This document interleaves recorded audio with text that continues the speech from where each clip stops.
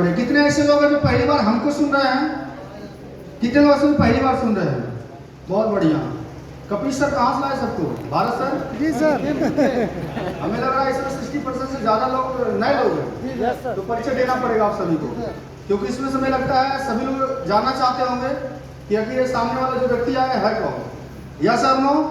जानना चाहते हैं सभी लोग? बहुत सुस्त लग रहे हैं आप लोग, क्या बात है? एक्टिव रहिए। Thank you. एक्टिव रहिए। क्या पता किस इंसान को कौन सी बात समझ में आ जाए, कोई जानता?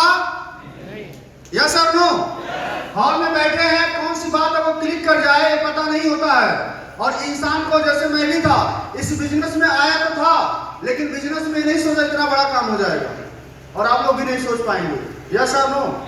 लखीमपुर में पहली बार जब मैं आया था, टीवी टावर के सामने एक जय गुरुदेव धर्म काटा है, जानते हैं आप लोग?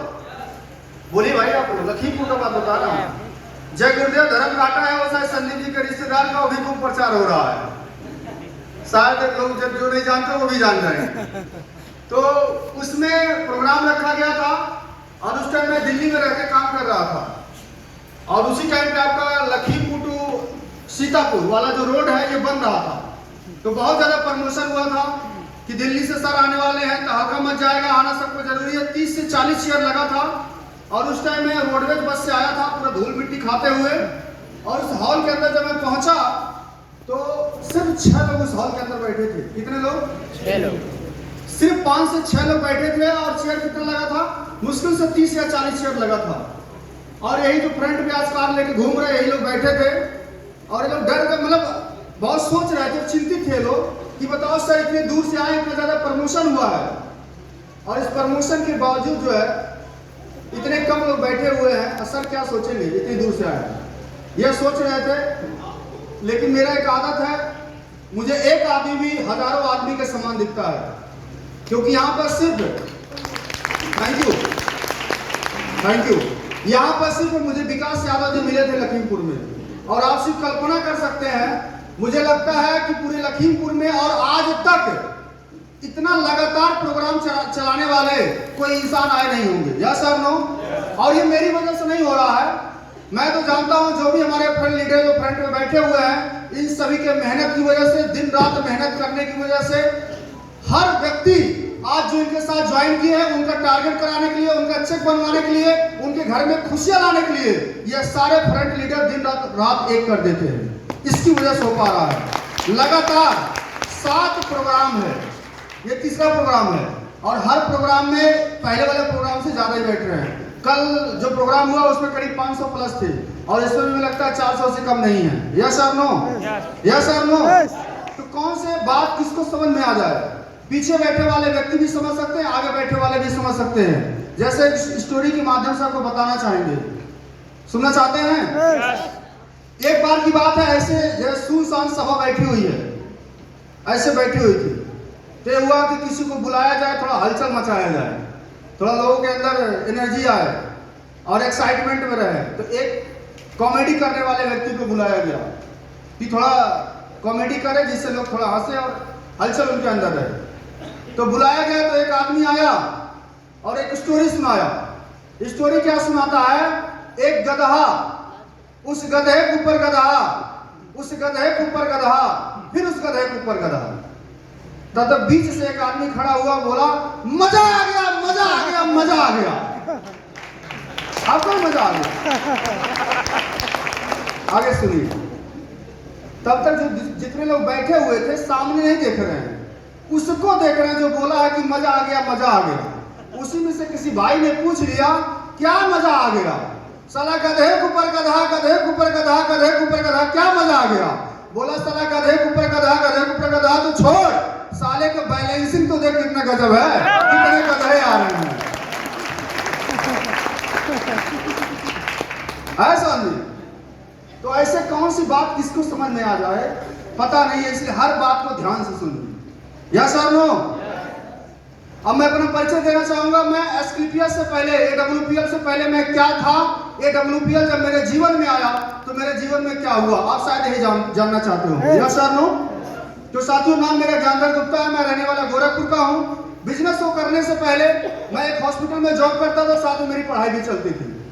हॉस्पिटल में सोच के आया था कि चलो 2-4 साल 5 साल यहाँ मैं काम कर लूंगा तो इतनी जानकारी हमको मेडिकल फील्ड का हो जाएगा जिससे मैं अपना मेडिकल स्टोर चला करके जीवन यापन कर सकता हूँ। लेकिन हॉस्पिटल में जाने के बाद वहाँ पे कई लोग को डिप्लोमा ले करके भी नौकरी करते हुए लड़के लड़कियों को देखा कि जो 5,000, 6,000, 7,000, 8,000 की नौकरी कर रहे थे। उनको देख करके मुझे कुछ उनसे मैं जानकारी मिली, पूछा, तब मुझे पता लगा कि मैं मेडिकल स्टोर नहीं शायद चला पाऊंगा। वो समय जा चुका जो चलाते थे, तो फिर मैं सोचा कुछ और करना चाहिए। तो हमारे कुछ हॉस्पिटल में सीनियर कंप्यूटर ऑपरेटर जो कंप्यूटर वगैरह चलाते थे, बिल वगैरह बनाते थे, उनको देख करके मुझे लगा कि मुझे कंप्यूटर सीख लेना चाहिए और शायद मैं कंप्यूटर सीख लूंगा तो मेरा भी ये नौकरी लग जाएगा। उनकी भी सैलरी वहां पे 7-8 हजार रुपए थी। यह सोच के मैं कंप्यूटर सीखने लगा। मुश्किल से 1 या 2 दिन में क्लास गया, तब तक मुझे किसी भाई ने, उसी हॉस्पिटल के व्यक्ति ने मुझे शनिवार को मुझे मिलते हैं, शाम को बोलते कि अंदर जी आपका कल क्या करने वाले हैं, संडे है। तो संडे दिन मेरा काम एक ही रहता था, पूरे सप्ताह में कपड़ा पहनता था और संडे दिन उसकी धुलाई करता था, मैं साफ सुथरा करता था उसको। तो मैं बोला कुछ खास नहीं करने वाला हूँ। तो बोले अगर आप 2 घंटे का 3 घंटे का समय को निकाल लेते हैं तो शायद आपके जीवन में एक बहुत बड़ा बदलाव आ सकता है। और मैं उस टाइम अपना जीवन वाकई बदलना चाह रहा था, क्योंकि जो जी रहा था वो मजा नहीं आ रहा था, अच्छा नहीं लग रहा था, हर जगह कंप्रोमाइज, कोई खास नहीं था। 32 रुपए महीना कमाने वाला व्यक्ति कौन सा जीवन जिएगा। नॉर्मल एक रूम था और अपना दाल रोटी जो चल रहा था वो उससे खर्चा बस निकल रहा था, 1 रुपया भी घर नहीं जा रहा था, उसमें क्या जाएगा। ऐसे चल रहा था, जीवन बदलना चाह रहा था। व्यक्ति ने बोला, मैं बोला ठीक है। तो गोरखपुर में एक हॉल है, विजय बैंक्वेट हॉल, उस हॉल के अंदर मुझे बुलाया गया।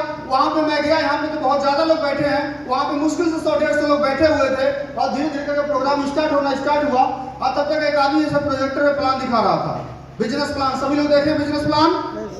देखे हैं? यस सर में बोल सकते हैं? ऐसे प्लान दिखा रहा था।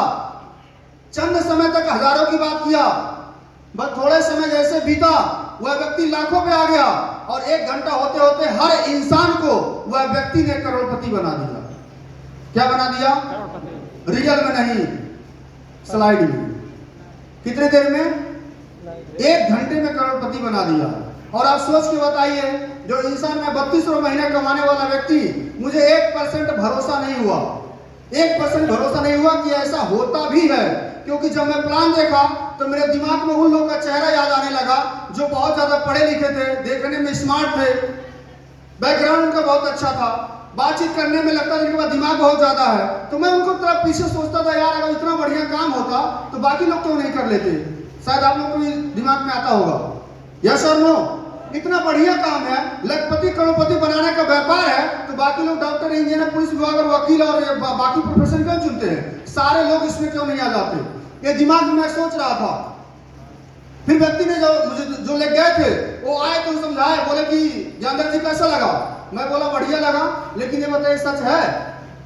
कुछ देर के बाद वहां पे टेस्टिमनी वगैरह भी हुआ। और जब टेस्टिमनी में मैं सुना, वहां पे हर प्रोफेशन से लोग आए हुए थे, ऐसा कोई प्रोफेशन नहीं था जिससे लोग थे नहीं, संख्या बहुत ज्यादा था। वहां पे आए लोग टेस्टिमनी दिए, लेकिन सबसे ज्यादा जो मैं प्रभावित हुआ था एक स्टूडेंट से हुआ था। वो बोला मैं पढ़ाई करता हूँ, पढ़ाई के साथ इस बिजनेस को करता हूँ, और यहाँ से मैंने मोबाइल लिया, लैपटॉप लिया, बाइक लिया, और यहाँ से मैं आज 40 से 50 हजार रुपये महीना कमाता हूँ। ये मुझे सुन करके अजीब तो लग रहा था, पता नहीं सच है कि झूठ है, लेकिन कई सारे डिटेल्स वगैरह संजोग से गोरखपुर का एड्रेस भी बताए थे, तो बहुत सारा जांच पड़ताल किया, सब मैक्सिमम चीजें मुझे सच मिली। जब सच मिली तो बताइए बात मानना चाहिए कि नहीं मानना चाहिए? आप सभी लोग बताइए, मानना चाहिए? मैं बात मान गया। मान के ज्वाइनिंग करने की जब बात आई तो पता लगा पैसा लगेगा, और जैसे पैसा पहले मैं मान गया करना चाहिए, लेकिन जैसे पैसे की बात आई वहां मैं नाटक करना स्टार्ट कर दिया। भैया से पूछ के बताऊंगा, मम्मी से पूछ के बताऊंगा, ये पूछ के बताऊंगा, ऐसे कई बार बताना स्टार्ट कर दिया।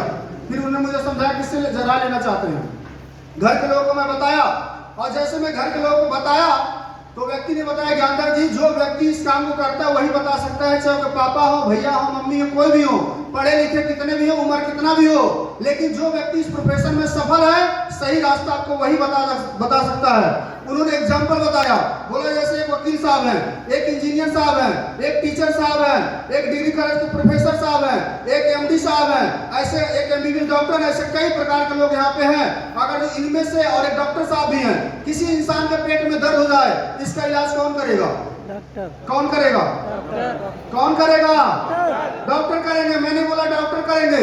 बोले क्यों? बोला डीएम साहब पढ़ाई नहीं किए हैं, इंजीनियर साहब पढ़ाई नहीं किए हैं, वकील साहब नहीं पढ़ाई किए हैं।